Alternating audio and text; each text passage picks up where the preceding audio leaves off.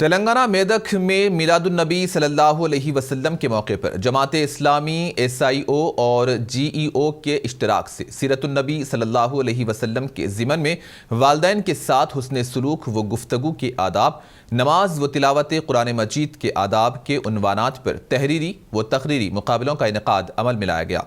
इन मुकाबलों में तुलबा व तालिबात ने हिस्सा लिया। इस मौके पर जिम्मेदारान मोहम्मद फाजिल हुसैन, मोहम्मद असगर हुसैन, मोहम्मद सादत अली जक्की के अलावा असातिज़ा और दीगर भी मौजूद थे। सीरतुन्नबी सल्लल्लाहु अलैहि वसल्लम के ज़िमन में मुकाबले जात तलबा और तालिबात के लिए रखे गए हैं।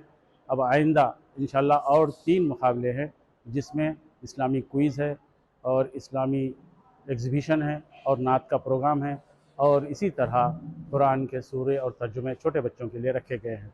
लिहाजा आप तमाम को ये बात की इत्तला देते हुए बड़ी खुशी महसूस हो रही है कि बहुत ज़्यादा तलबा जो है इसमें हिस्सा ले रहे हैं, और भी मज़ीद हिस्सा लेते तो और बेहतर होता। आप तमाम से ख्वाहिश है कि अपने बच्चों को इसमें ज़रूर बाकी मुकाबले जात में शरीक करवाएँ।